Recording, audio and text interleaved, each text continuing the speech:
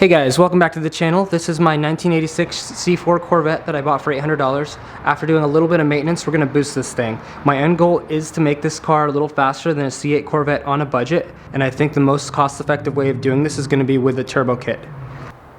Originally, I wanted to keep this build around $1,000, but I'm going to give you guys a super quick rundown on these parts and their prices. So first, I want to talk to you guys about the turbo that we're using. I believe it's an eBay turbo. It might be a 70 trim, 72 trim, I'm not really sure. You can see that it has had some chipping over here on the side of the compressor housing. But the good news is it was bought off of an old engine builder, a renowned builder locally here in Phoenix, Arizona.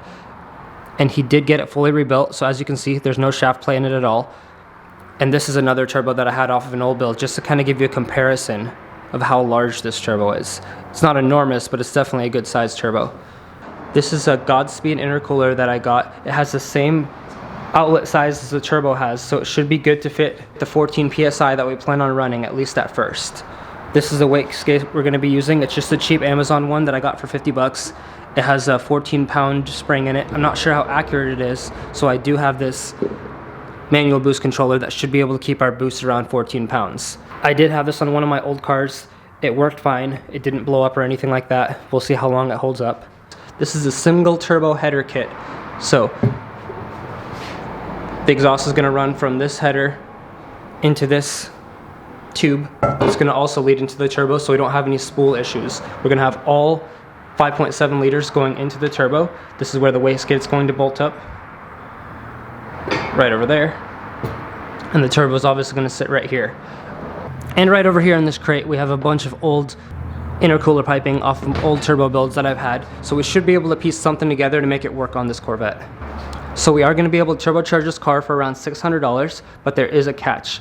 We don't have any sort of engine management. There's a couple shops in town that will do engine management for $400 or $500, and that's going to reflash this ECU stock in the car to run these parts.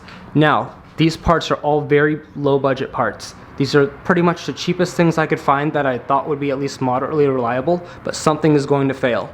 So that being said, when something fails, we are going to be replacing parts with something that lasts a little bit longer. But to do that, we're going to have to be able to run some sort of engine management to make sure that this car doesn't blow up from the minute we hit any sort of boost. So we're going to be either going with the Holley Super Sniper EFI or the Phytech EFI. And the catch for that is that's going to put us way over budget.